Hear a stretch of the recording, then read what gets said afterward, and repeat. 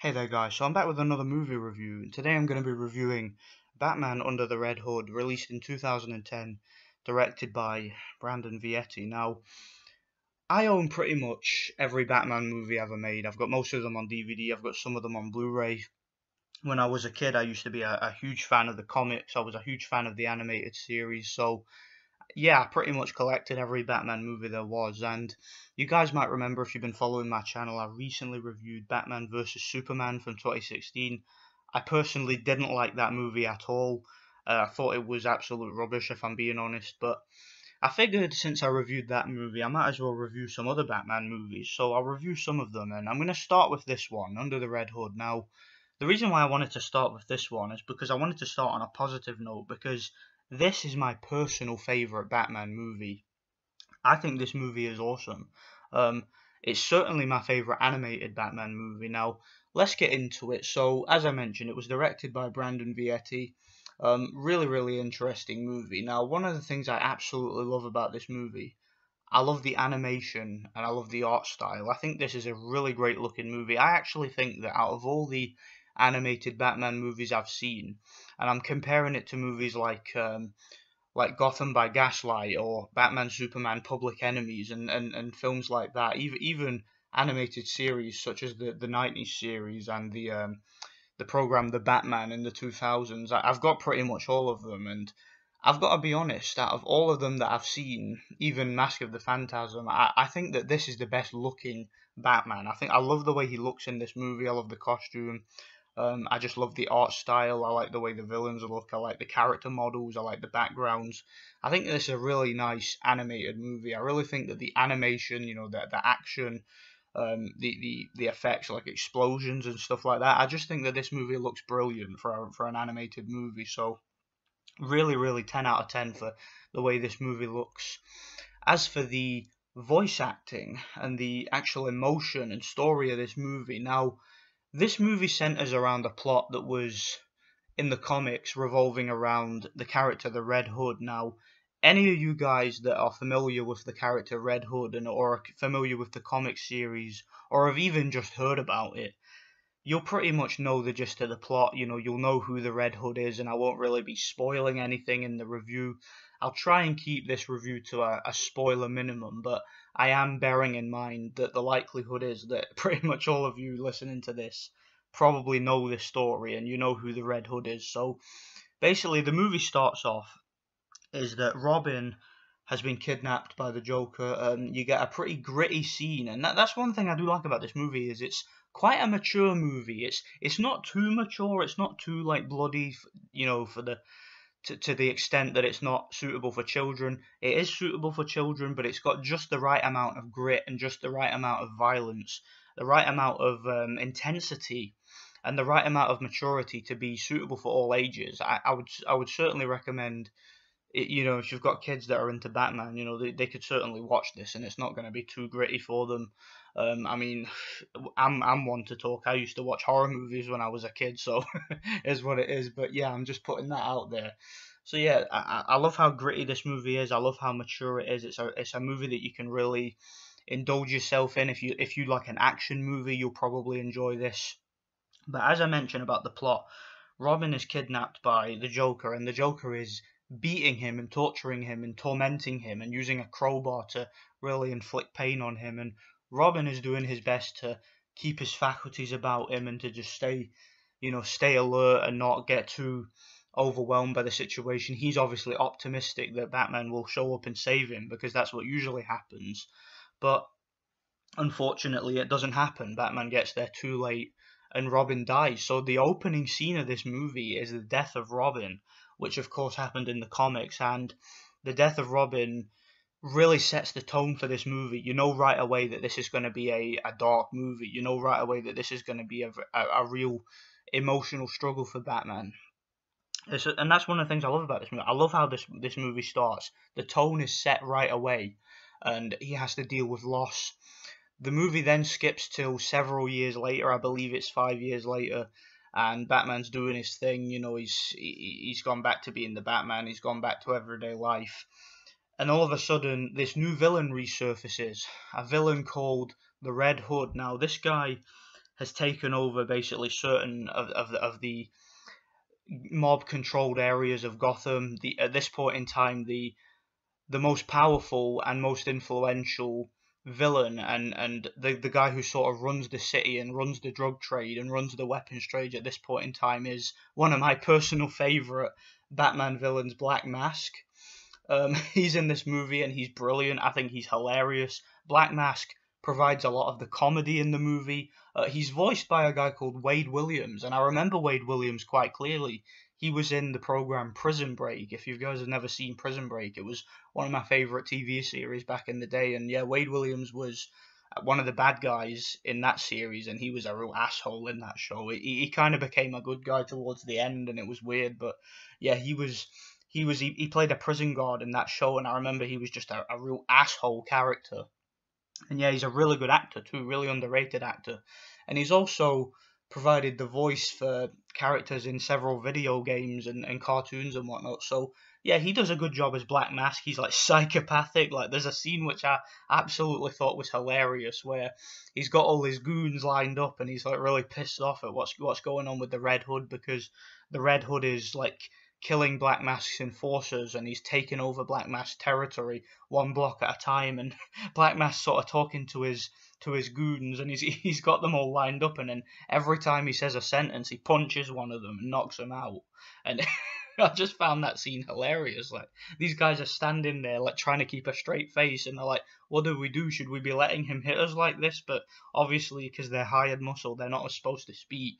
They're just standing there terrified, and I thought that scene was really funny, really hilarious scene. Black Mask provided a lot of the comedy in the movie. He's actually one of my favorite Batman villains. I remember in the game Batman Arkham Origins, he was advertised as being the main villain, and I was so pissed off when it turns out that Black Mask was hardly even in that game. Even though he was supposed to be like the head guy in the game, he turned out he sort of got sidelined, and it was all about the Joker. I was really disappointed about that, but yeah, I really like Black Mask in this movie as a villain. I thought he was funny. Other villains that are in this movie, obviously you've got the Red Hood.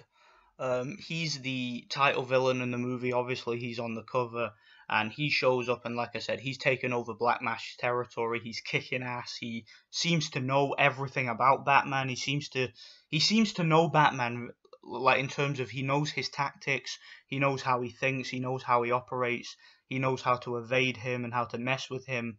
And it becomes very clear from quite early on in the movie that this guy has a personal vendetta against Batman, and he's also ruthless. Like, he's doing the things Batman would do, whereas he's taking on criminals and stuff like that, but he's doing it ruthlessly. He's beating them at their own game. He's actually willing to kill some of these criminals, and he's willing to use some of their tactics to take over their territories and stuff like that.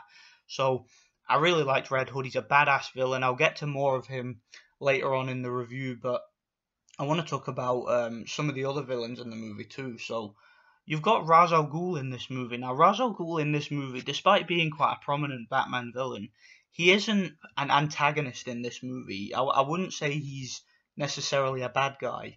What he does in this movie is, without releasing too many spoilers, he shows up from time to time, and he is very pivotal towards the plot. Basically, what he did has a lot to do with why the Red Hood is here, and I'll maybe in the latter part of the video I'll get into the plot a little bit more. But yeah, he's not really an antagonist in the movie, but he's essential to the plot. He's the reason why the Red Hood is there and why the Red Hood is doing what he's doing. He's voiced by Jason Isaacs. Now, I remember Jason Isaacs. He's a really popular British actor. He was in like the Harry Potter movies. He was also in Dragonheart. He was in a more recent movie. He was in that movie, The Cure for Wellness. He played the villain in that. He's a very good actor. He's a real popular British actor, and I really like him in this movie. He does a good job as Ra's al Ghul's voice for all the dialogue he has, which is not much, but what he does have, I think that his voice suited the character. Put it that way. Other villain in the movie, obviously you have the Joker, who is in the movie, and the Joker in this movie, voiced by John DiMaggio. Now, John DiMaggio is a very popular voice actor. He's been in many video games. He was in like the Gears of War video games. He was in like X-Men Legends and stuff like that. He was also in several Scooby-Doo movies and stuff like that. I believe he was even in the Scooby-Doo series. So he's been in hundreds of stuff. I couldn't even tell you all this. That's just off the top of my head what he's been in. I know he's very popular. He was in like some Spider-Man video games too. Really popular voice actor. And yeah, he plays the Joker.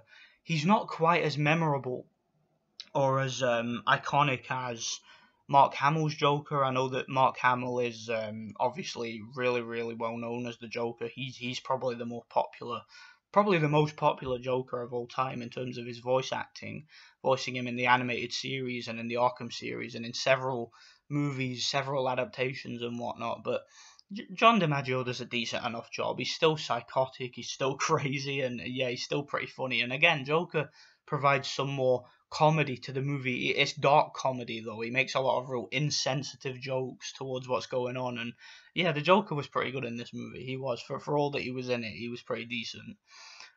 Yeah, good voice acting, good animation. I enjoyed his portrayal in this movie, and yeah. So Batman in this movie, voiced by Bruce Greenwood.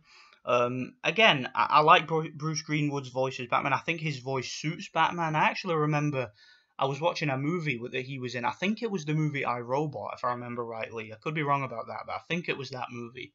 And I remember hearing Bruce Greenwood's voice and thinking that his voice kind of sounded a little bit like Batman. I can remember hearing that he has that kind of distinct voice, that kind of dark, sort of a deep voice that would have suited Batman. And I think he really suited the character in this movie. And his voice really worked in some of the more emotional scenes of the movie, like scenes where Batman gets really pushed over the edge towards the end of this movie. And I really think that Bruce Greenwood's voice suited it. Again, he's not similar to John DiMaggio. He's not quite as memorable or as iconic as this character as somebody like Kevin Conroy, who's one of the more prominent Batman voice actors who voiced him in the animated series and in several movies and whatnot. But yeah, I think that Bruce Greenwood does an okay job, and I had no problem with him as Batman. I think he suited the character well. You have also other characters in the movie like allies. You have people like Dick Grayson or Nightwing. He's voiced by Neil Patrick Harris. There's a lot of characters in this movie. There's like some side villains, like Mrs. Lee. She's voiced by Kelly Hu. I think the voice acting, for the most part, without going through everybody, I think the voice acting is solid, well casted all the way through this movie. I'd say it's all well cast.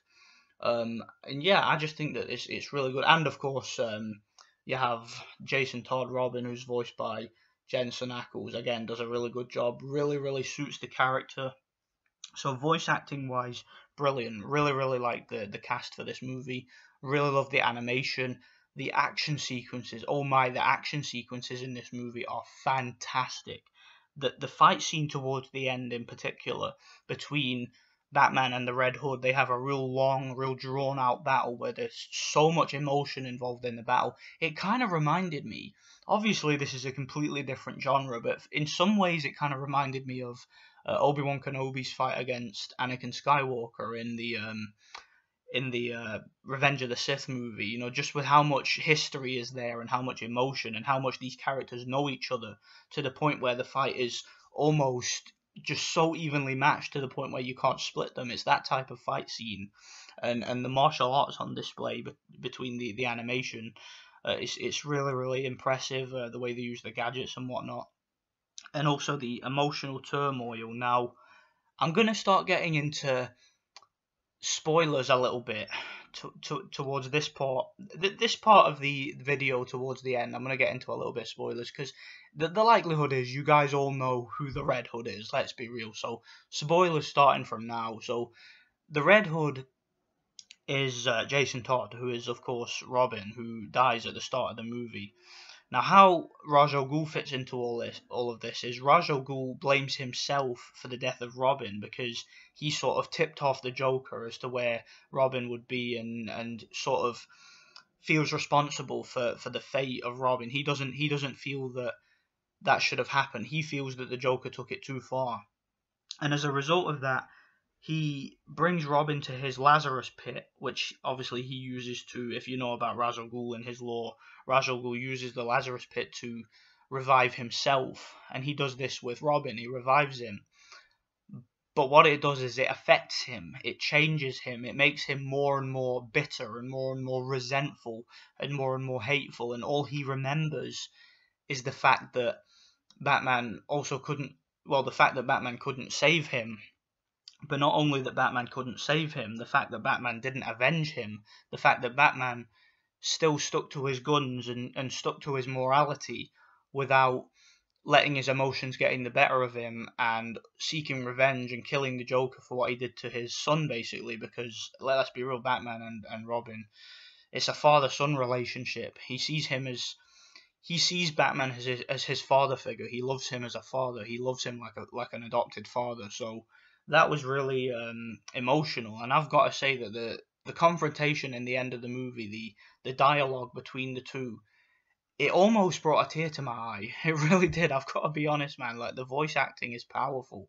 It's powerful in this movie, and I think the emotion that is portrayed between these characters and how tragic this movie is and how sad the events of the story become and how this movie ends up. I just think it's a really tragic story, and I think that the way that it was portrayed and the way that it was acted, the way that it was voice acted, really puts out the emotion and really made this movie so powerful to me. I really think this is probably the most emotional I've ever felt watching a Batman movie, because it's a father-son relationship. It really is, and you really do sympathize with the Red Hood. You see this guy, and you hear of his struggles, and immediately in your mind you're thinking that you sympathize with this guy. You see his point of view.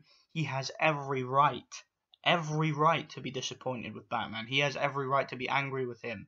And he even says in the movie, he says, if somebody took you away from me, I would not hesitate to take revenge. I would not hesitate to end that person's life.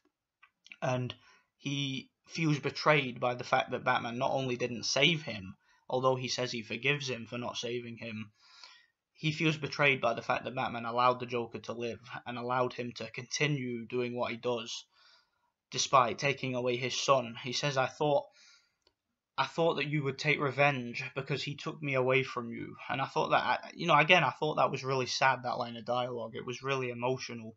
And it really, to me, just showed how much the writers of this movie and the directors, how much they really cared about this story and how much they really to put across to the audience how deep this relationship goes.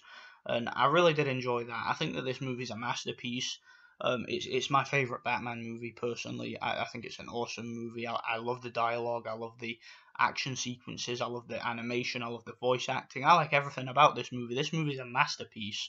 I would give this movie a solid 10 out of 10. I can't really even criticize anything about the movie. It has a satisfying ending. It's fast paced. It's a very well paced movie.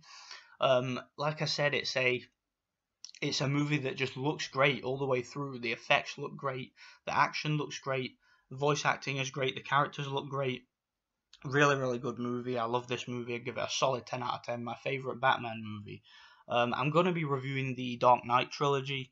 I don't know when I get the time, probably when I can be bothered, I'll be reviewing those movies. But yeah, if you want to check out my review for Batman vs Superman or any other movies that movie reviews I've uploaded, I'll leave a link in the description section. So let me know what you guys think. Thanks for watching. God bless.